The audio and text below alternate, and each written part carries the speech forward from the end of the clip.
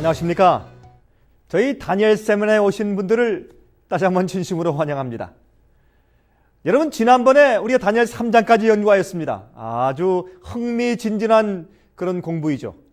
여러분, 이렇게 자세히 이 예언서를 살펴보면 이것이 예언서지만은 영적 교훈과 적용들이 그 속에 풍성한 것을 발견하게 되는 것입니다. 여러분, 느부갓네살 왕이 꿈에서 본 신상을 전부 금으로 만들었죠. 여러분, 다니엘 2장에는 그가 이제 꿈 가운데서 하나님께로부터 계시를 받았습니다.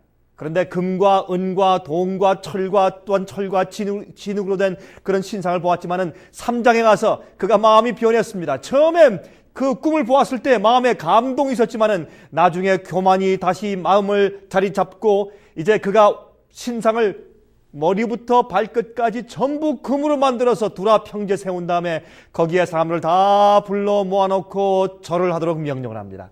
그때 하나님의 백성 사드락과 메삭과 아벳은느고는 거기서 절하지 않고 풀무불 속에 들어갔다가 거기서 구원함을 받습니다. 놀라운 그런 말씀을 우리가 거기서 공부했습니다. 여러분, 하나님의 계획이 아니라 느부갓네살 왕이 자기의 뜻대로 하려고 계획한 것을 우리가 보게 되었습니다. 그때 충성스러운 다니엘의 세 친구가 있었죠. 주위의 모든 사람들이 다 타협한다고 할지라도 목숨을 바쳐 가면서까지 그는 주의 말씀에 순종했습니다. 그들은 무엇이 이슈였습니까? 하나님의 계명에 대한 순종이 이슈였습니다. 자, 오늘은 그러면 제4장을 함께 연구할 차례입니다.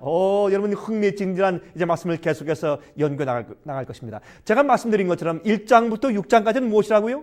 이야기입니다. 7장부터 예언이 시작되죠. 근데 1장부터 6장까지 이야기는 이제 앞으로 오는 그런 모든 그런 예언의 시련들과 핍박들과 예언의 실제가 다가올 때 그것을 어떻게 대처할 수 있는지에 대한 성품을 가르치기 위해서 1장부터 6장까지는 다니엘과 세 친구의 그들의 직접 경험의 간증들과 이야기를 기록해 놓으신 것입니다. 여러분, 다니엘이 포로 잡혀갔을 때 그의 나이가 약 18세 정도 되었다고 생각을 할 수 있습니다. 그 나이가 약 18세 정도였습니다. 그런데 다니엘 4장이 될 때는, 다니엘 4장에 들어갈 때는 그가 53세였습니다. 다시 말해서 바벨론에서 약 35년간 보낸 택이죠. 참 긴 기간 동안 그가 포로 생활을 하였습니다. 여러분, 그의 마음 가운데 하나님을 원망 내지는 불신하고 냉소할 수 있는 그런 형편 가운데 있었음에도 불구하고 그는 그렇게 하지 않았습니다. 하나님께서 왜 나를 사랑하신다면 이렇게 집을 떠나와서 35년 동안이나 타양살이 하도록 허락하셨을까라고 불평하지 않았다, 그런 말입니다. 그러한 사탄의 유혹에 넘어가지 않았습니다. 그는 하나님을 신뢰하였습니다. 불만을 가지고 하나님의 계획을 좌절시키려고 하지 않았습니다. 그는 하나님의 섭리를 있는 그대로 받아들였습니다. 요셉 같지 않습니까? 하나님의 인도하심이 자기의 계획보다 더 중요한 것을 그는 인정하였습니다. 여러분, 성경 가운데서 이방 나라 왕이 쓴 유일한 부분이 있는데 그것이 다니엘 4장이죠. 이것은 다니엘을 통해서 역사하신 주님께서 드디어 느부갓네살 이방 왕, 그 제국의 왕을 회개시키는 이야기가 바로 이 4장 가운데 있는 것입니다. 다니엘이 여러분 35년간 그 포로 생활에서 정말 주 앞에 충성스럽게 살았기 때문에 그렇습니다. 여러분, 이 다니엘 4장은 다니엘이 쓴 것이 아닙니다. 느부갓네살 왕이 기록한 것입니다. 35년간 하나님께서 느부갓네살 왕에게 역사하셨습니다. 하나님께서 그를 회개시키기 위하여서 일련의 사건들로 그에게 역사해 오신 것입니다. 여러분, 다니엘 4장은요 느부갓네살 왕의 회개 역사입니다. 그의 간증입니다. 여러분, 이 성경 가운데 말이죠, 이방 나라 왕이 기록한 말씀이 다 있습니다. 바로 그것이 다니엘 4장인 것입니다. 우리 이제 다니엘 4장을 펴서 같이 한번 읽어보도록 하겠습니다. 다니엘 4장 1절부터 제가 3절까지 좀 읽어보겠습니다. 다니엘 4장입니다. 다니엘 4장 1절부터 3절까지 읽고 그 다음에 이제 우리 같이 이 말씀을 하나하나 풀이해서 보도록 하십시다. 다니엘 4장입니다. 느부갓네살 왕은 천하에 거하는 백성과 나라들과 각 방언하는 자에게 조서하노라. 원하노니 너희에게 많은 평강이 있을지어다. 지극히 높으신 하나님이 내게 행하신 이적과 기사를 내가 알게 하기를 즐겨하노라. 크도다 그 이적이요, 능하도다 그 기사요, 그 나라는 영원한 나라요, 그 권병은 대대에 이르리로다 그랬습니다. 여러분, 그런데 흥미있는 것은 여기에 그의 하나님께 대한 찬양이 기록되어 있습니다. 여호와 하나님, 이스라엘의 하나님에 대한 찬양이 기록되어 있습니다. 그런데 그가 시작하기를 너희에게 평강이 있을지어다 그렇게 말했어요. 너희에게 많은 평강이 있을지어다. 참 재미있는 얘기죠. 여러분, 마치 바울의 편지서를 읽는 것처럼 느껴지지 않습니까? 한번 잠깐 비교해 보도록 하십시다. 여러분, 갈라디아 1장을 좀 보겠습니다. 갈라디아 1장을 보시면 갈라디아 1장 가운데 다음과 같이 기록되어 있어요. 여러분, 이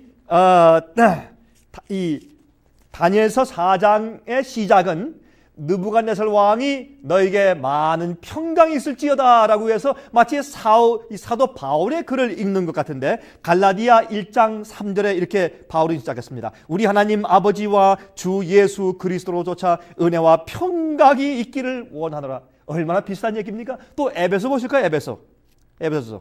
아니, 빌립보를 먼저 보십시다. 빌립보서 2장을 보십시다. 빌립보서 1장 2절이요. 하나님 우리 아버지와 주 예수 그리스도에게로서 은혜와 평강이 너에게 있을지어다. 같은 얘기죠. 또 에베소 1장 보십시다. 에베소 1장. 여러분, 여기 에베소서 보시면 거기에 이제 또 똑같은 말씀이 기록되어 있어요. 1장 2절입니다. 에베소 1장 2절. 하나님 우리 아버지와 주 예수 그리스도로 쫓아 은혜와 평강이 너에게 있을지어다. 같은 인사 말씀입니다. 바울은 개심하기 전에 그리스도인들을 심히 미워하고 핍박하는 사람이었죠. 죄 없는 사람들을 잡아 죽이는 일에 가담했던 사람입니다. 스데반이 돌로 맞아 죽을 때 어떻게 했습니까? 그가 그 일을 시킨 주모자였습니다. 그때 바울은 회개하기 전에 그의 이름이 사울이었죠. 사울이 스데반이 돌에 맞아 죽기 전에 보인 그의 성품 때문에 깊이 감동을 받았습니다. 그 다음에 그가 다메섹 도상의 말을 타고 가다가 하늘에서부터 빛이 내려왔습니다. 예수께서 말씀하기를 사울아 사울아 나는 내가 핍박하는 예수라 그랬습니다. 그게 크게 그가 은혜를 받고 회개했지 않았습니까? 그 하나님의 은혜로 그가 회개했습니다. 그래서 하나님의 은혜와 평화가 너에게 있기를 원한다고 말했습니다. 여러분, 하나님의 뜻을 거역할 때 마음 가운데 평강이 없습니다. 그러나 사도 바울이 회개했을 때 그의 마음 가운데 하나님의 은혜로 평강을 얻었습니다. 그래서 그 은혜와 너희를 회개시키는 은혜와 회개한 다음에 임하는 평화가 너에게 있기를 원한다고 사도 바울이 기록한 것입니다. 느부갓네살 왕의 경험은 바울과 비슷했습니다. 둘 다, 바울과 느부갓네살 왕이 둘 다 교육을 많이 받은 사람들이었습니다. 또 존경받던 지도자들이었습니다. 둘 다 자기 나름대로 큰 일을 하던 사람들이었습니다. 또한 하나님의 백성들을 둘 다 열심히 핍박하던 사람들이었습니다. 또한 둘 다 하나님의 놀라운 기적의 역사들을 통해서 회개한 사람들이었습니다. 여러분, 그래서 그들이 이제 편지를 할 때 그 말씀이 똑같지 않습니까? 많은 하나님의 평강이 너에게 있기를 원한다고 느부갓네살 왕은 그렇게 시작을 합니다. 여러분, 하나님의 뜻에 어긋나게 살고 있으면 우리 마음 가운데 무엇이 없습니까? 평화가 없습니다. 여기에 느부갓네살 왕은 너에게 평화가 있기를 바란다고 말했습니다. 그의 조선은 온 바벨론 나라와 제국, 정복된 모든 나라에 갔습니다. 얼마나 큰 전도가 되었겠습니까? 여러분, 하나님의 성령의 역사에 반대하여 싸우지 말라고 말하는 것입니다. 그렇게 하면 마음 가운데 평강이 없다고 느부갓네살 왕은 간증하고 있는 것입니다. 지금 여러분, 느부갓네살 왕은 하나님의 가마를 35년 동안이나 저지하며 싸워왔습니다. 그가 하나님과 싸워오면서 마음에 텅 빈 느낌을 느꼈을 것입니다. 아무리 그가 많이 가지고 있고 많이 잘 먹어도 행복하지 않았습니다. 그가 왕이었지만 그의 마음 가운데 행복이 없었을 것입니다. 그래서 그의 마음 가운데 평화가 없었을 것입니다.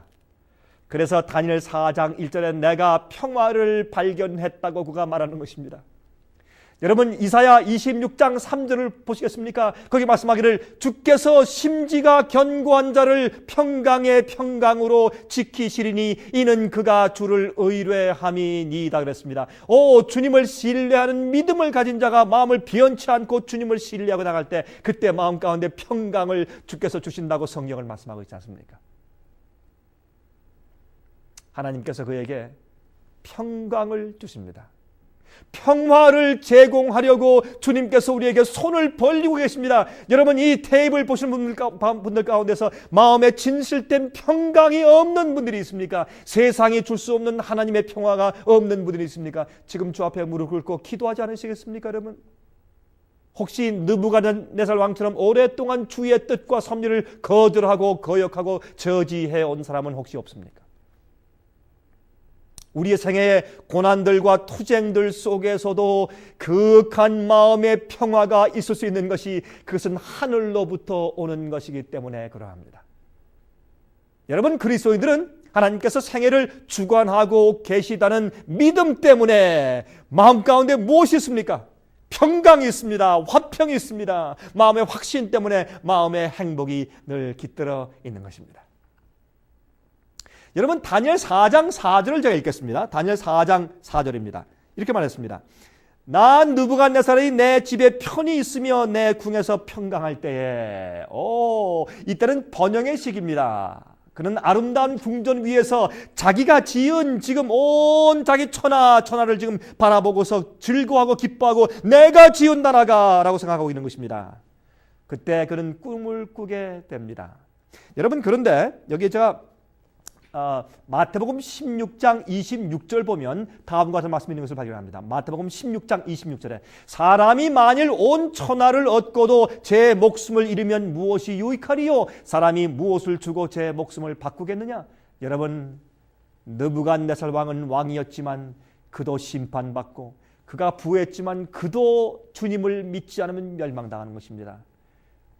세상과 자기 목숨과 바꿀 수가 있겠습니까? 세상을 얻는다고 해도 하나님이 없으면 무슨 소용이 있겠습니까? 누가복음 12장 15절에 말씀하기를 저희에게 이르시되 삼가 모든 탐심을 물리치라 사람의 생명이 그 소유에 넉넉한 데 있지 아니하니라 하시니라고 성경은 말씀하고 있습니다. 여러분 하나님은 우리에게 영원을 볼 수 있도록 인도하십니다. 우리 눈을 열어주시는 것입니다. 느부갓네살 왕에게 강력한 방법을 써서 그를 돌이키시려고 주님께서 결정하십니다. 그것밖에는 나중에 없기 때문에 계속 그가 저지하기 때문에 주의 뜻을. 자, 다니엘 4장 4절부터 또 읽겠습니다. 7절까지. 나 느부갓네살이 내 집에 편히 있으며 내 궁에서 평강할 때 한 꿈을 꾸고 그로 인하여 두려워하였으되 곧 내 침상에서 생각하는 것과 뇌 속으로 받은 이상을 인하여 번민하였소노라. 이러므로 내가 명을 내려 바벨론 모든 박사를 내 앞으로 불러다가 그 꿈의 해석을 내게 알게 하라 하매 박수와 술객과 갈대아 술사와 점장이가 들어왔기로 내가 그 꿈을 그들에게 고하였으나 그들이 그 해석을 내게 알게 하지 못하였느니라 그랬습니다. 그는 또 하나의 꿈을 꾸었습니다.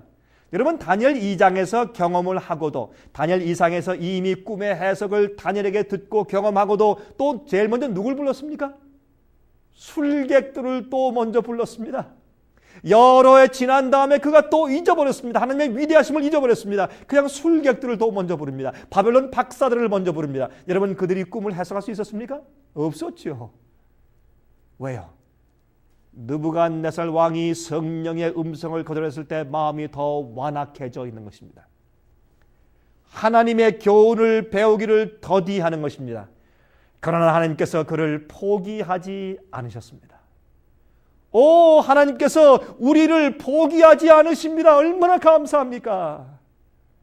어떤 배지에 영어로 다음과 같은 그런 이제 글이 기록되어 있는 것을 제가 이제 한번 읽은 적이 있습니다. Don't give up on me. God isn't finished with me yet. 나를 포기하지 마십시오. 하나님께서 아직 내게서 일을 끝마치지 않으셨습니다. 자, 그 배지를 읽었을 때 참 용기를 받았습니다. 여러분, 제 오늘 이 말씀을 듣는 자 가운데서 낙심한 자가 있습니까? 절망 가운데 있는 자가 있습니까? 주께서 혹시 나를 버리지 않았는가라는 생각을 하는 자가 있습니까? 용기를 가지시기 바랍니다. 하나님은 자비하신 분입니다. 오래 참으십니다. 여러분 35년 이후에도 느부갓네살 왕에게 주님께서 또 오셔서 그를 회복시키기 위해서 애쓰시는 모습을 우리가 4장 가운데서 볼 수가 있는 것입니다. 얼마나 감사한 일입니까? 여러분이 성경 가운데서 우리가 모든 예언서 가운데서도 우리에게 용기 주는 말씀을 발견할 수가 있는 것입니다. 다니엘 4장 8절입니다. 그 후에 다니엘이 내 앞에 들어왔으니 그는 내 신의 이름을 쫓아 벨드사살이라 이름한 자여 그의 안에는 거룩한 신들의 영이 있는 자라 내가 그에게 꿈을 고하여 가로되. 드디어 이제 다니엘을 제일 마지막에 부릅니다. 어려운 일이 생기면 왜 하나님이 내게 이런 일을 일으키는가라고 생각하지만 그러나 끝으로 우리가 하나님께 돌아가게 되지 않습니까? 다니엘 4장 8절 보니까 이제 다니엘을 다시 불러드립니다. 그때 거룩한 하나님의 영이 있는 자라 그랬어요. 알긴 알아요. 인정을 하는 것입니다. 35년 동안 다니엘을 지켜본 그는 아직까지 그 속에 하나님의 영이 있는 것을 그는 기억합니다. 그는 진실로 믿는 자처럼 다니엘이 살았습니다. 그 다니엘의 신실한 삶 때문에 아마 이 느부갓네살 왕은 매일마다 마음 가운데 양심의 가책이 있고 감동이 있었을 것입니다. 다니엘 4장 이제 9절부터 보겠습니다. 박수장 벨드사살아 내 안에는 거룩한 신들의 영이 있은즉 아무 은밀한 것이라도 내게는 어려울 것이 없는 줄을 내가 아노니 내 꿈에 본 이상의 해석을 내게 구하라. 여기 박수장 이제 벨드사살, 이 다니엘이 그 당시 이 박수들의 장이 된 것이 아니라 그 나라의 박사들의 아마 체어맨 회장이었던 모양입니다. 그런 뜻입니다. 자, 이제 10절부터 또 읽읍시다. 내가 침상에서 나의 뇌 속으로 받은 이상이 이러하니라. 내가 본즉 땅의 중앙에 한 나무가 있는데 고가 높더니 높이가 아주 높았단 말입니다. 그 나무가 자라서 견고하여 지고 그 고는 하늘에 닿았으니 땅 끝에서도 보이겠고 그 잎사귀는 아름답고 그 열매는 많아서 만민의 식물이 될 만하고 들짐승이 그 그늘에 있으며 공중에 나는 새는 그 가지에 깃들이고 무릇 혈기 있는 자가 거기서 식물을 얻더라. 내가 침상에서 뇌 속으로 받은 이상 가운데 또 본즉 한 순찰자 한 거룩한 자가 하늘에서 내려왔는데 그가 소리 질러 외쳐서 이처럼 이르기를 그 나무를 베고 그 가지를 찢고 그 잎사귀를 떨고 그 열매를 해치고 짐승들로 그 아래서 떠나게 하고 새들을 그 가지에서 쫓아내라. 그러나 그 뿌리의 그루터기를 땅에 남겨두고 철과 놋줄로 동이고 그것으로 들 청초 가운데 있게 하라. 그것이 하늘 이슬에 젖고 땅의 풀 가운데서 짐승으로 더불어 그 분량을 같이 하리라. 또 그 마음은 변하여 인생의 마음 같지 아니하고 짐승의 마음을 받아 7대를 지나리라. 이는 순찰자들의 명령대로요 거룩한 자들의 말대로니 곧 인생으로 지극히 높으신 자가 인간 나라를 다스리시며 자기의 뜻대로 그것을 누구에게든지 주시며 또 지극히 천한 자로 그 위에 세우시는 줄을 알게 하려 함이라 하였느니라. 난 느부갓네살 왕이 이 꿈을 꾸었으니 너 벨드사살아 그 해석을 밝히 말하라. 내 나라 모든 박사가 능히 그 해석을 내게 알게 하지 못하였으나 오직 너는 능히 하리니 이는 거룩한 신들의 영이 내 안에 있음이니라 그랬습니다. 제가 18절까지 읽었습니다. 여기 큰 나무가 있습니다. 그렇죠? 큰 나무가 있고 또 하늘에 닿게 자랐다 그랬습니다. 여러분 이 나무에 새들이 와서 깃들었다 그랬습니다. 여러분 이 나무는 느부갓네살 왕을 상징하죠. 물론 우리가 알고 있죠. 그렇죠? 하나님께서 이 세상의 역사를 또한 주관하신다는 사실을 가르치기 위해서 이 꿈을 주신 것입니다. 여러분 다니엘 4장에서 배우는 교훈이 있습니다. 하나님은 사랑이십니다. 하나님은 처음에 인간의 마음에 부드럽게 역사하시지만은 어느 정도까지 사랑하시느냐 하면 우리가 말을 듣지 않을 때 큰 시련과 환난을 주셔서라도 우리를 구원하시는 것입니다. 여러분 우리 찬송 가운데 그런 찬송이죠. 때리시고 어루만져 어서 돌아오. 그 찬송 가운데 때리시고 어루만져 우리를 때리시고 또 싸매시고 어루만지시고 그것이 주님의 우리를 구원하시는 역사가 아닙니까? 여기에 이 나무가 높이 자랐습니다. 이 나무는 느부갓네살 왕입니다. 거기에 많은 새들이 다 깃듭니다. 다시 말해서 모든 이 제국의 사람들이 그를 의지해서 살 수 있는 지위까지 높였단 말입니다. 그런 권위를 준 것입니다. 그러나 그가 교만해지고 자기 부를 자기 영광으로 만들어서 하나님의 뜻을 거절하고 그가 어떻게 했습니까? 타락하고 우상 숭배하는 데만 빠지게 되었습니다. 그때 주님께서 이제 그에게 채찍질 하시는데 그를 짐승처럼 만들어서 느부갓네살 왕이 7년 동안 짐승과 들에서 지내게 하신 것을 이제 이어난 것입니다. 그것이 너무 잔인한 것일까요? 아닙니다. 그의 마음속에 교만이 차가고 있는 것을 주님께서 보시고 하셨습니다. 하나님께서 그를 영원히 살게 하시기 위하여서 강력한 조치가 필요하게 되었습니다. 그 왕국의 백성들을 가르치시려고 또한 그렇게 하신 거 아니겠습니까? 여러분 그것을 보았을 때 얼마나 많은 사람들이 크게 교훈을 받고 놀랐겠습니까? 여러분 우리 생애에 마귀가 큰 시련들을 줄 수가 있습니다. 모든 일이 다 잘못되는 것처럼 보이고 앞이 캄캄할 때가 있습니다. 그러나 하나님께서 우리를 가까이 이끄시려고 허용하실 수가 있는 것입니다. 여러분 어려운 일이 생길 때 주 앞에 가까이 하시기 바랍니다. 다니엘 4장 18절 19절 보겠습니다. 여러분 다니엘 4장 18절과 이제 19절입니다. 이제 느부갓네살 왕이 아까 18절 읽었죠? 너는 이제 하나님의 영이 가득하니 이 꿈을 이제 해석할 수 있을 것이다라고 그렇게 말했습니다. 19절 벨드사살이라 이름한 다니엘이 얼마 동안 놀라 벙벙하며 마음이 번민하여 하는지라 왕이 그에게 말하여 이르기를 벨드사살아 너는 이 꿈과 그 해석을 인하여 번민할 것이 아니니라. 벨드사살이 대답하여 가로되 지금 다니엘이 말하는 것입니다. 다니엘이 내 주여 그 꿈은 왕을 미워하는 자에게 응하기를 원하며 그 꿈은 그 해석은 왕의 대적에게 응하기를 원하나이다 그랬습니다. 여러분 얼마나 아름다운 그리스도의 태도입니까? 여러분 다니엘이 이렇게 말 안 했습니다. 왕이시여 당신이 35년 동안 말 안 듣더니 잘 됐습니다. 그렇게 말 안 했어요.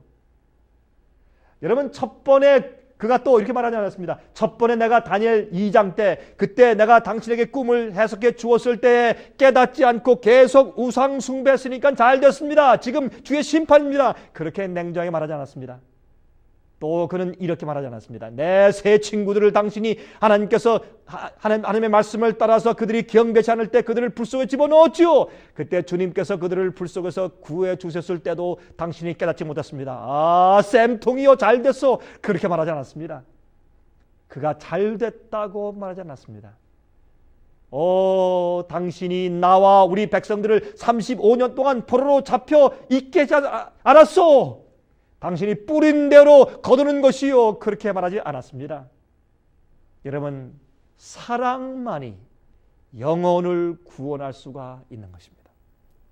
우리를 해하는 원수들까지도 사랑하는 것이 그리스도인들의 삶의 방식이 아닙니까? 다니엘은 이 참 원수 같은 느부갓네살 왕에게 그는 말하기를 왕이시여 이 꿈에 대한 내용이 당신에게 이루어지기 않기를 바란다고는 간절히 말합니다. 얼마나 놀라운 다니엘의 아름다운 사랑의 성품입니까?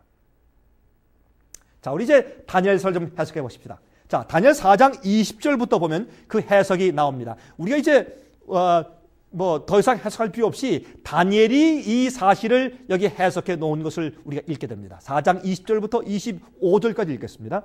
왕의 보신 그 나무가 자라서 견고해지고 그 고는 하늘에 닿았으니 땅 끝에서도 보이겠고, 다시 말해서 왕의 세력과 권세가 하늘까지 올라갔다 그 말입니다. 그 잎사귀는 아름답고 그 열매는 많아서 만민의 식물이 될 만하고 들짐승은 그 아래 거하며 공중에 나는 새는 그 가지에 깃들이더라 하시오니 왕이여 이 나무는 곧 왕이시라. 이는 왕이 자라서 견고하여지고 장대하여 하사 하늘에 닿으시며 권세는 땅 끝까지 미치심이니이다. 왕이 보신즉 한 순찰자 한 거룩한 자가 하늘에서 내려와서 이르기를 그 나무를 베고 멸하라. 그러나 그 뿌리의 그루터기는 땅에 남겨두고 철과 놋줄로 동이고 그것을 들 청초 가운데 있게 하라. 그것이 하늘 이슬에 젖고 또 들짐승으로 더불어 그 분량을 같이 하며 7대를 지내리라 하더라 하시오니. 여러분, 어떤 그 휴거설을 주장하는 분들은 여기 7대를 갖다가 7년 환란으로 푸는 사람들이 혹시 있습니다. 여러분 그렇게 들으신 적이 있으면 여러분 그렇게 생각하지 마십시오. 그것은 잘못된 해석입니다. 이것은 이제 7년 환란과 전혀 상관이 없는 그런 예언이죠. 여기 이제 다니엘이 해석했지만 이것은 바로 이 느부갓네살 왕에 대한 해석인 것을 알 수가 있습니다. 여기에 24절 왕이여 그 해석은 이러하니라. 곧 지극히 높으신 자의 명정하신 것이 내 주왕에게 미칠 것이라. 왕이 사람에게서 쫓겨나서 들짐승과 함께 거하며 소처럼 풀을 먹으며 하늘 이슬에 젖을 것이요 이와 같이 7대를 지낼 것이라. 그때 지극히 높으신 자가 인간 나라를 다스리시며 자기의 뜻대로 그것을 누구에게든지 주시는 줄을 아시리라. 그렇게 말했습니다. 제일 먼저 이 예언의 해석 가운데 무슨 특징이 있습니까? 느부갓네살 왕이 정신이 혼미하고 나가서, 정신이 미쳐서 사람들로부터 쪽쪽 나가게 됩니다. 두 번째, 들짐승들과 함께 살게 됩니다. 세 번째, 풀을 먹게 될 것이라고 했습니다. 여러분이 정신의학적으로, 여러분 그 정신의학 사전에 보면 리칸트로피라는 병이 있습니다. 리칸트로피라는 병은 자기가 짐승이 되었다고 착각하는 정신착란증 가운데 하나입니다. 갑자기 그런 생각이 왔다가 또한 얼마 있다가 갑자기 낫는 경우들이 의학 사전들에 기록되어 있는 것을 우리가 발견할 수가 있습니다. 여러분 그런 병에 걸리면 자기의 외모에 전혀 관심이 없습니다. 여러분 손톱이 기르고 발톱이 기르고 머리가 참 짐승처럼 기르고, 그래서 짐승처럼 소리를 내고 기어다니면서 짐승과 같은 음식물들을 좋아하게 되는 그런 이상한 현상의 그런 정신착란병이 있는 것입니다. 이 왕이 바로 그런 병에 걸린 것 같습니다. 이 왕이 하루는 왕궁 위에서 거닐면서 자기가 지은 아름다운 궁들을 보면서 자랑하고 자기에게 영광을 돌렸을 때 갑자기 하늘에서 음성이 왔습니다. 여러분 10년 동안 지은 자기의 그 아름다운 궁들을 보면서 찬양했을 때 그에게 심판이 왔습니다. 그는 군사적인 전략가고 정치적인 천재였습니다. 그의 성공과 부를 자랑하고 있었습니다. 갑자기 그때 그의 머리에서 지성이 사라지고 정신이 나갔습니다. 그래서 7년 동안 잠정적으로 미친 상태로 이 왕이 지내게 됐습니다. 얼마나 놀라웠겠습니까, 여러분? 여러분 다니엘 4장 26절입니다. 또 그들이 그 나무 뿌리에 구루터기를 남겨두라 하였은즉 하나님이 다스리는 줄을 왕이 깨달은 후에야 왕의 나라가 견고하리라. 다시 말해서 그가 다시 회복될 것이라 그 말이죠. 여러분 우리는 평안할 때 하나님의 뜻을 배워야 합니다. 이 왕은 교만했을 때 갑자기 정신이 나가고 그가 짐승 같은 그런 생각을 하게 되고 7년 동안 숲속에서 짐승과 함께 지내면서 머리가 짐승처럼 기르고 짐승처럼 기어다니고 짐승의 흉내를 내고 소리를 내고 풀을 뜯어먹으면서 7년 동안 그가 지냈습니다. 하나님의 채찍을 심하게 받은 것입니다. 그가 오랫동안 주님의 뜻을 거역했기 때문에. 우린 평안할 때 주님의 뜻을 배워야 할 것입니다. 하나님은 우리가 행복하게 살길 원하십니다. 시련과 고통을 통하여서 가르치시는 일은 첫 번째 선택이 아닙니다. 고난이 우리에게 최선일 때는 고난을 주시지만은 말입니다. 여러분 하나님의 심판이 꿈꾼 후에 즉시로 왔습니까? 아닙니다. 여러분 4장 29절 보세요. 여기 이제 다니엘 4장 29절 보면 12달이 지난 후에 내가 바벨론 궁 지붕에서 거닐 때 그랬습니다. 1년 동안 기회를 주었습니다. 1년 동안. 여러분 27절 보실까요? 그런즉 왕이여 나의 가난한 것을 받으시고 공의를 행함으로 죄를 속하고 가난한 자를 긍휼히 여기심으로 죄악을 속았어서 그리하면 왕의 평안함이 혹시 장구하리다 하였느냐. 아직도 회개할 기회가 있었습니다. 꿈을 꾼 다음에 28절 이 모든 일이 다 나 느부갓네살 왕에게 임하였느니라. 왜? 그가 회개치 않았기 때문에. 그러나 주님께서 1년 동안 그에게 기회를 주었습니다. 여러분 우리는 지금 하나님의 은혜의 기회 기간 가운데 살고 있는 것을 기억하시기 바랍니다. 여러분 30절부터 읽겠습니다. 이런 말씀이 있습니다. 왕이 말하여 가로되 이 큰 바벨론은 내가 능력과 권세로 건설하여 나의 도성을 삼고 이것으로 내 위엄의 영광을 나타낸 것이 아니냐 하였더니 이 말이 오히려 나 왕의 입에 있을 때에 하늘에서 소리가 들려 가로되 느부갓네살 왕아 내게 말하노니 나라의 위가 내게서 떠났느니라. 내가 사람에게서 쫓겨나서 들짐승과 함께 거하며 소처럼 풀을 먹을 것이요 이와 같이 7대를 지내서 지극히 높으신 자가 인간 나라를 다스리시며 자기의 뜻대로 그것을 누구에게든지 주시는 줄을 알기까지 이르리라 하더니 그 동시에 이 일이 나 느부갓네살에게 응함으로 내가 사람에게 쫓겨나서 소처럼 풀을 먹으며 몸이 하늘 이슬에 젖고 머리털이 독수리 털과 같았고 손톱은 새 발톱과 같았었느니라 그랬습니다. 여러분이시여 얼마나 놀라운 이야기입니까? 이것은 그 왕을 회개하고 바벨론 제국에 있는 사람들에게 감동을 주기 위한 주님의 섭리였습니다. 그 다음에 왕의 계심의 경험이 기록됩니다.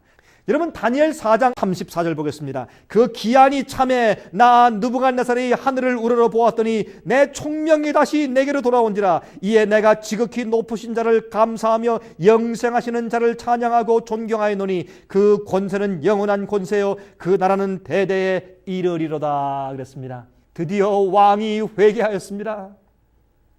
그 회개는 35년 동안이 걸렸습니다. 35년 동안이 걸렸습니다. 여러분이시여 그때 그가 이제 고개를 들어서 하늘을 우러러보았습니다. 그때 그의 생각이 돌아왔습니다. 이 이야기는 우리 인간들의 모습의 이야기입니다. 하나님께서 아담과 해와를 창조하시고 빛의 옷을 입히시고 이 지구를 다스리도록 고난을 주었습니다. 그러나 교만과 반역으로 모든 것들을 잃어버렸죠. 하나님께로부터 분리되었습니다. 본성이 변하여 악을 쉽게 행할 수 있게 되었고 하나님의 형상을 짐승의 정욕으로 바꾸고 짐승의 형상으로 바꾸었다고 로마서 2장은 설명합니다. 희망 없이 살 때 예수께서 오셨습니다. 느부갓네살 왕이 소망 없이 살다가 하늘을 우러보았을 때 그때 구속이 왔습니다. 여러분 생각은 어떻습니까? 여러분 마음이 공허하십니까? 죄의 습관에 사슬에 매여 있습니까? 허덕이십니까? 하늘을 우러러보십시오. 구원이 위로부터 임하는 것입니다. 여러분이시여 여러분도 느부갓네살 왕처럼 교만합니까? 주님께로부터 채찍을 받기 전에 회개하시기 바랍니다. 여러분 다니엘 2장은 하나님을 미래를 아시는 유일한 분으로 소개합니다. 3장은 어려움에서 구속하시는 능력의 하나님으로 소개합니다. 4장에서는 하나님을 이 지구의 역사를 주관하시는 주인으로서 소개합니다. 하나님의 이름을 거룩한 이름을 찬송하십시다 라고 느부갓네살 왕은 말합니다. 이 왕 같은 완악하고 우상을 숭배하던 왕이 회개했다면 희망이 없는 자가 이 세상에 없습니다. 여러분 입장은 어떻습니까? 하나님의 사랑, 오래 참으시는 능력을 한번 생각해 보십시오. 느부갓네살 왕은 자기의 생애를 간증했습니다. 하나님의 구원하심을 그는 그래서 찬송하게 된 것입니다. 여러분 얼마나 감사합니까? 주의 구원하심을 그는 찬송하게 됩니다. 이제 우리 다니엘 5장을 보겠습니다. 다니엘 4장을 우리가 이제 그렇게 마치게 됩니다. 여기 이제 35절, 36절만 읽읍시다. 땅의 모든 거민을 없는 것 같이 여기시며 하늘의 군사에게든지 땅의 거민에게든지 그는 자기 뜻대로 행하시나니 누가 그의 손을 금하든지 혹시 이르기를 내가 무엇을 하느냐 할 자가 없도다. 그 동시에 내 총명이 내게로 돌아왔고 또 나라 영광에 대하여도 내 위엄과 광명이 내게로 돌아왔고 이 4장입니다. 지금까지. 또 나의 모사들과 권원들이 내게 조회하니 내가 내 나라에서 다시 세움을 입고 또 지극한 위세가 내게 더하였느니라. 그러므로 지금 나 느부갓네살이 하늘의 왕을 찬양하며 찬송하며 존경하노니 그의 일이 다 진실하고 그의 행하심이 의로우심으로 무릇 교만하게 행하는 자를 그가 능히 낮추심이니이다. 자기 자신에 대해서 얘기하며 지금 찬송하고 있습니다. 다니엘 5장입니다. 여러분 다니엘 5장은요 BC 605년도에 느부갓네살이 예루살렘을 공격한 것을 알 수 있죠. 그런데 그때 다니엘과 세 친구들이 포로로 잡혀갔습니다. 포로가 되었습니다. 근데 5장에 벨사살 왕이 등장하는 그때 이 다니엘의 나이가 약 이제 한 86세의 노인이 되었습니다. 그때 벨사살은 느부갓네살의 손자였습니다. 그는 나이가 36세였습니다. 그는 이스라엘의 하나님을 거절했습니다. 바벨론을 극치의 반역으로 몰고 간 왕이었습니다. 우리 다니엘 5장 1절 보십시다. 이렇게 말씀되어 있습니다. 벨사살 왕이 그 귀인 1,000명을 위하여 큰 잔치를 배설하고 그 1,000명 앞에서 술을 마시니라. 오, 쾌락의 궁전입니다. 술과 음식으로 정신이 몽롱하여지는 그런 잔치의 나라가 되었습니다. 인위적으로 기분을 띄우고 즐겁게 만드는 곳이 되었습니다. 여러분, 고고학의 발견에 의하면 벨사살 왕의 궁전의 바닥은 좋은 타일을 갈았습니다. 아주 아름답게.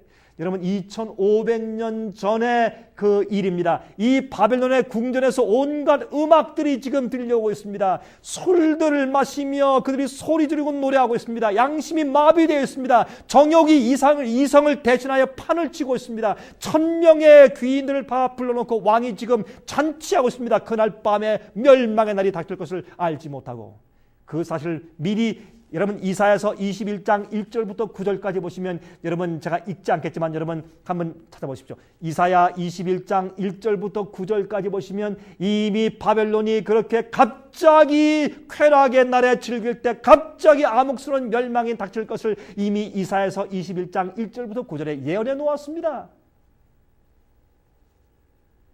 오늘 이 밤은 바로 다니엘서 5장 1절의 밤은 쾌락의 밤이었습니다. 지금이 바로 이 지구도 곧 닥치는 멸망과 심판을 모른 채 사람들이 쾌락의 밤을 지내고 있는 것과 마찬가지였습니다. 여러분, 이 다니엘 5장 1절은 현재 지구의 상태를 상징할 수가 있습니다.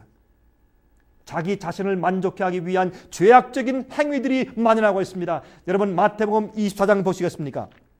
마태복음 24장 여러분 37절부터 39절까지 있는 말씀 보면 이렇게 말씀되어 있습니다. 노아의 때와 같이 인자의 임함도 그러하리라. 홍수 전에 노아가 방주에 들어가는 날까지 사람들이 먹고 마시고 장가들고 시집가고 있으면서 홍수가 나서 저희를 다 멸하기까지 깨닫지 못하였으니 인자의 임함도 이와 같으리라. 여러분, 옛날 바벨론 나라가 갑자기 그들이 타락하고 먹고 마시고 하나님의 말씀을 조롱했을 때 그들이 멸망한 것처럼 세상도 지금 그렇게 되어가고 있지 않습니까? 누가복음 21장을 보십시오. 마찬가지 말씀이 기록되어 있습니다. 누가복음 21장 제가 34절부터 36절까지 읽겠습니다. 너희는 스스로 조심하라. 그렇지 않으면 방탕함과 술취함과 생활의 염려로 마음이 둔하여지고 뜻밖의 그날이 덫과 같이 너에게 임하리라. 이날은 온 지구상에 거하는 모든 사람에게 임하리라. 이러므로 너희는 장차 올 이 모든 일을 능히 피하고 인자 앞에 서도록 항상 기도하며 깨어있으라 하시니라. 항상 기도하고 깨어있으라, 그렇게 말씀하셨습니다. 여러분, 요한계시록 18장 7절부터 10절을 보시면 거기에 이제 이런 말씀이 기록되어 있죠. 요한계시록 18장입니다. 요한계시록 18장을 보시면 다음과 같은 말씀이 이제 기록되어 있는 것을 봅니다. 여러분, 요한계시록 18장 이제 7절부터 10절까지 18장의 얘기는 마지막 시대 바벨론, 영적인 바벨론이 멸망당하는 모습입니다. 한번 들어보시겠습니까? 이제 7절부터 10절입니다. 이런 말씀이 있어요. 그가 어떻게 자기를 영원롭게 하였으며 사차했든지 그만큼 고난과 애통으로 갚아주라. 그가 마음에 말하기를 나는 여호왕으로 앉은 자요 과부가 아니라 결단코 애통을 당하지 아니하리라 하니, 그러므로 하루 동안에 그 재앙들이 이르리니 곧 사망과 애통과 흉년이라. 그가 또한 불에 살라지리니 그를 심판하신 주 하나님은 강하신 자이심이니라. 그와 함께 음행하고 사치하던 땅의 왕들이 그 불붙는 연기를 보고 위하여 울고 가슴을 치며 그 고난을 무서워하여 멀리 서서 가로되 화 있도다 큰 성 견관성 바벨론이여 일시간에 내 심판이 이르렀도다 하리로다. 이게 무슨 말입니까? 여러분, 마지막 시대의 이 바벨론 나라, 영적인 바벨론도, 타락한 교회들인 영적인 바벨론도 말입니다, 멸망당하는데 왜? 그들이 이 죄의 잘못된 오류의 포도주를 마시고 취해서 하나님께 영광 돌리지 않고 마음껏 먹고 마시고 살 때에 주님을 믿는다고 하지만 오류 가운데 주님의 뜻대로 살지 않고 진실로 회개치 아니할 때 세상이 멸망하는 것입니다. 그 영적인 바벨론의 멸망은 바로 다니엘 5장에 있는 진짜 현재 옛날 고대 바벨론의 멸망을 토대로 해서 상징적으로 기록되어 있는 것입니다. 그들이 왜 바벨론이 멸망했습니까? 첫째, 이유는 그들은 쾌락에 빠진 생애를 살았습니다. 두 번째, 여러분, 그들이 주의 뜻을 거역했습니다. 우리의 몸은 성령께서 거하시는 성전입니다. 다니엘 1장 8절에 다니엘은 왕의 진미로 자기 자신을 더럽히지 않기로 결심했다고 그랬죠. 여러분 예레미야 51장 39절 9절 52절 보시겠어요? 예레미야 51장을 잠깐 보겠습니다. 여러분 예레미야 51장을 보시면 거기에 39절 그 다음에 9절 그 다음에 52절을 읽겠습니다. 39절 먼저 읽겠습니다. 열정이 일어날 때에 내가 연회를 베풀고 그들을 취하여 기뻐하다가 영영이 잠들어 깨지 못하게 하리라. 여호와의 말이니라. 갑자기 연회 가운데 죽게 되죠. 여러분 바벨론에 대한 그 예언의 말씀이 여기에 또 기록되어 있는 것입니다. 9절입니다. 우리가 바벨론을 치료하려 하여도 낫지 아니한즉 버리고 각기 고토로 돌아가자. 그 화가 하늘에 미쳤고 궁창에 달하였습니다. 더 이상 바벨론이 어떻게 하지 않는다고요? 회개치 않는다고요. 52절 그러므로 여호와께서 말씀하시되 보라 날이 이르리니 내가 그 조각한 신상을 벌할 것이라 상함을 입은 자들이 그 땅에서 신음하리라. 여러분이시여 그들이 이제 멸망당할 것을 이미 이사야와 예레미야 이미 예언해 놓았습니다. 여러분 바벨론은 많은 빛을 받고도 결국은 하나님의 계명을 무시하였습니다. 부도덕한 세대가 되었습니다. 이 세상도 바벨론의 멸망의 밤과 같은 것입니다. 윤리와 정직이 사라진 세상 가운데 살고 있는 것입니다. 여러분 다니엘 5장 3절부터 5절까지 있습니다. 이에 예루살렘 하나님의 전 성소 중에서 취하여 온 금기명을 가져오매 왕이 그 귀인들과 왕후들과 빈궁들로 더불어 그곳으로 마시고 무리가 술을 마시고는 그 금, 은, 동, 철, 목, 석으로 만든 신들을 찬양하니라. 그때 사람의 손가락에 나타나서 왕궁 맞은 촛대 맞은편 분벽에 글자를 쓰는데 왕이 그 글자 쓰는 손가락을 본지라 그랬습니다. 성전 기명들을 가지고 온 것들로 술을 마셨습니다. 그들이 술에 취하자 예루살렘 성전에서 가져온 은금 기명을 가져와라. 거기 술을 부어서 하나님을 조롱하며 성전 기명들의 술을 부어서 마셨습니다. 하나님을 조롱했습니다. 그때 핏기 없는 손이 벽에 나타나서 글을 쓰기 시작했습니다. 메네 데겔 우바르신. 갑자기 음악이 그치고 사람들의 무릎이 떨리고 여인들의 얼굴이 창백해지고 그들의 심장이 뛰기 시작했습니다. 귀인들의 얼굴이 다 굳어지고 왕이 떨기 시작했습니다. 그들의 취함이 깨었습니다. 그들이 다 놀라서 다 음악을 멈추면서 조용히 서 있었습니다. 다 벽을 쳐다보았습니다. 성전에서 가져온 금 촛대가 불빛을 비추는데 거기에 그 손이 나타나서 글을 썼습니다. 그 벽에 그 궁전의 벽에 여러분 성전에서 가져온 그 촛대의 넓이는 약 5피트고 높이가 8피트입니다. 그런 큰 촛대에서 불이 비치고 있는데 그 뒤에 손이 나타나서 글을 쓴 것입니다. 여러분 다니엘 5장 6절을 보십시다. 이에 왕의 즐기던 빛이 변하고 그 생각이 번민하여 넓적다리 마디가 녹은 듯하고 그 무릎이 서로 부딪힌지라. 그 떨리면서 무릎이 부딪힐 정도로 떨리는 것입니다. 지금 5장 7절입니다. 웃음이 그쳤습니다. 그의 교만이 그쳤습니다. 7절 왕이 크게 소리하여 술객과 갈대아 술사와 점장이를 불러오게 하고 바벨론 박사들에게 일러 가로되 물은 누구든지 이 글자를 읽고 그 해석을 내게 보이면 자주옷을 입히고 금사슬로 그 목에 들이우고 그런 나라의 셋째 치리자를 삼으리라 하니라. 여러분 그때 벨사살 왕이 느부갓네살의 아들이 아니라 손자입니다. 그 당시에 이 느부갓네살의 son of Nebuchadnezzar, 느부갓네살의 왕이라고 표현하는 것은 그의 아들보다는 그의 자손이라는 뜻이죠. 여러분 느부갓네살 왕의 아들은 나보니더스입니다. 나보니더스라는 그런 왕이 있었습니다. 나보니더스는 사실은 별로 이름이 없는데 자연계를 사용하는 왕이었기 때문에 그렇습니다. 여러분 예수님도 다윗의 아들 그러죠? 다윗의 아들입니까? 다윗의 자손이죠. 그렇죠? 그런 뜻을 우리가 말하는 것입니다. 성경 비평학자들이 벨사살의 존재 역사가 역사에 없다고 이렇게 비평들을 한 적이 있습니다. 그때 1861년도에 고고학자 W.H. 탈보씨가 나보니더스란 아들이 느부갓네살 왕에게 있었다는 사실을 발견했고 1924년도에 시드니 스미스 씨가 나보니더스가 아들 벨사살과 함께 통치한 사실을 발견했습니다. 여러분, 나부코도노서는 자연계에 취미가 있고 곤충과 꽃과 풀에 취미가 있어서 그의 아들에게 주로 이제 그 모든 그 정치의 일을 위임했다는 것을 역사는 말하고 있는 것입니다. 다니엘 5장 8절 9절을 보면 이런 말씀했습니다. 8절 9절에 때에 왕의 박사가 다 들어왔으나 능히 그 글자를 읽지 못하며 그 해석을 왕께 알게 하지 못하는지라.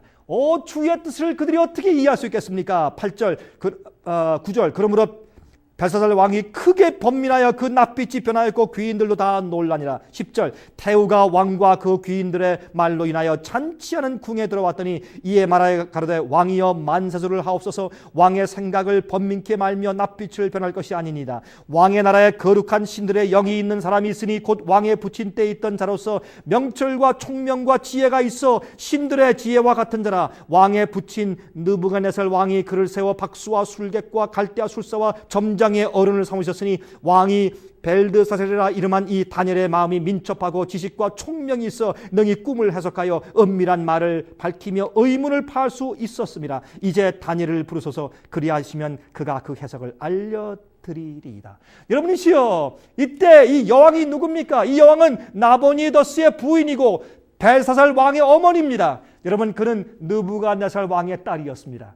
자기 아버지가 회개한 것을 보고 이 딸도 회개하고 하나님을 믿었을 것입니다. 그래서 그는 그 타락한 잔치에 그 어머니가 없었습니다. 그러나 이 어머니가 들어와서 이제 수천 귀인 앞에서 이제 그가 하나님의 영이 충만한 다니엘을 부르라고 그는 이제 충고를 한 것입니다.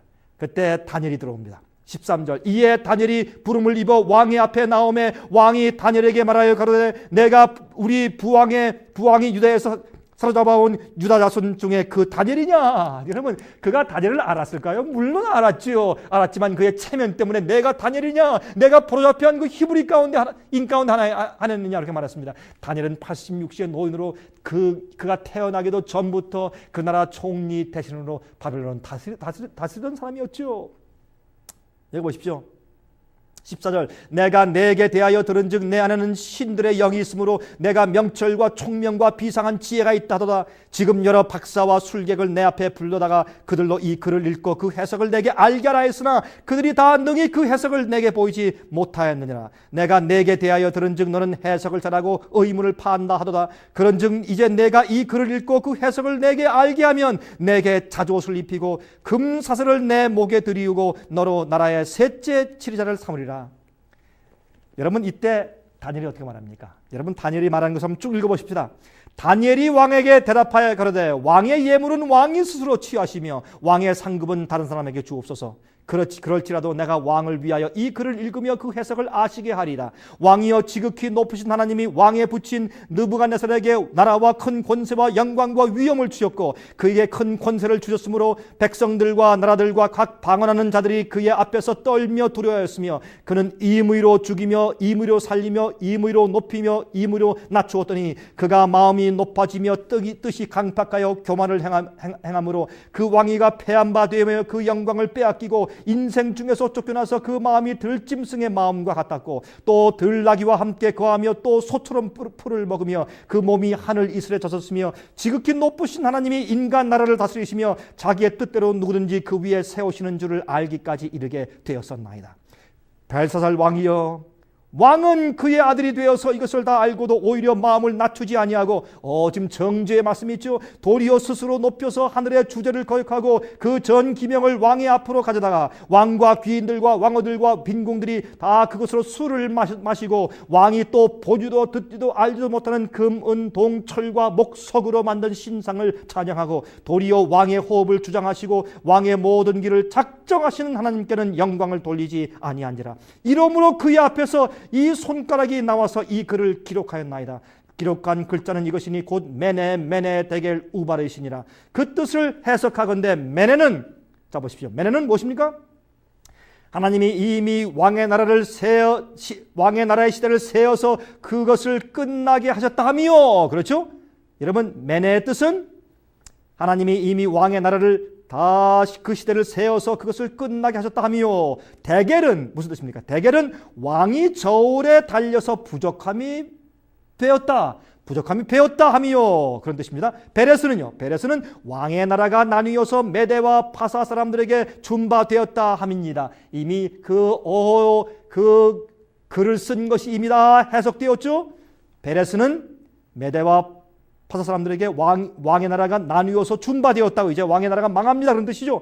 이에 벨사살이 명하여 무리로 다니엘에게 자주옷을 입히게 하며 금사슬로 그의 목에 들이우게 하고 그를 위하여 조소를 내려 나라의 셋째 치리자를 삼으니라. 그날 밤에, 성경은 말하기를 그날 밤에 갈대아 왕 벨사살이 죽임을 당하였고 메대 사람 다리오가 나라를 얻었는데 때에 다리오는 62세였더라 그랬습니다. 여러분이시여, 여기에 있는 말씀 보면 어떤 말씀입니까? 여러분이시여, 드디어 메네 대갈 우발신 하는 것을 심판하시고 바벨 나라를 멸망시키십니다. 더 이상 기회가 없습니다. 은혜 시간이 끝났습니다. 그런데 그날 밤에 고레스 왕이, 페르시아의 왕 장군 고레스 왕이 그 위에서부터 그 바벨론 도성 밑으로 흐르고 있는 유프라테스 강을 위에서 빼돌리고 밑에 수문으로 쳐들어와서 그 나라를 정복했습니다. 이것이 요한계시록 16장의 6째 재앙 가운데 있지 않습니까? 6째 재앙 가운데서 어떤 말씀이 있습니까? 그것이 아마게돈 전쟁 얘기에 나오지 않습니까? 유프라테스 강이 마르자 동방에서 오는 왕들의 길이 예비되었다고. 그것은 물을 밑에서 빼돌리고 고레스 왕이 온 것처럼 이제 모든 성경에서 예언에서 물은 사람을 상징하니까 사람이 영적인 바벨론에 대한 이 지지가 다 없어진 다음에 어떻게 동방 왕들인 예수님과 천사들이 동쪽에서부터 재림하여서 이 세상에 있는 바벨론 세력이 다 멸망할 것을 상징하지 않습니까? 여러분, 지금은 노아 때입니다. 로세 때입니다. 지금은 다니엘 5장처럼 바벨론이 멸망당하는 때가 그렇습니다. 소돔 고모라 때입니다. 여러분, 지금 이 나라가 멸망당하기 바로 직전에 살고 있는 것입니다. 여러분도 깨시기 바랍니다. 여러분, 다니엘 4장과 5장은 오늘날 우리 시대에 살고 있는 우리 시대와 우리들에게 직접적으로 적용되는 많은 교훈들이 그 속에 있는 것입니다. 제가 다음 시간 다시 뵙겠습니다. 다음에 이제 6장에 있는 놀라운 이제 또한 이야기와 또한 예언의 문제를 다루겠습니다. 다음 시간까지 안녕히 계십시오. 은혜 많이 받으셨습니까? 생애의 빛은 각종 미디어, 즉 출판물, 텔레비전, DVD, CD, 그리고 웹사이트를 통하여 복음을 전하는 미디어 선교 기관입니다. 생애의 빛 선교 사업에 대해서 좀 더 자세하게 알기 원하시는 분들은 웹사이트 www.sostv.net를 방문하시기 바랍니다. 생애의 빛 웹사이트에는 지금까지 나온 모든 월간지와 DVD, 텔레비전 방송물들을 누구나 무료로 보실 수 있도록 준비되어 있습니다. 지금까지 소개해드린 생애의 빛 선교 교재 중에서 원하시는 책자나 DVD가 있으시면 무료 전화 1-877-704-1004번 1-877-704-1004번으로 신청하여 주시기 바랍니다. 미국 동부 시간으로 월요일부터 금요일까지 9시에서 5시 사이에 전화해 주시면 감사하겠습니다. 그럼 다음 시간까지 안녕히 계십시오.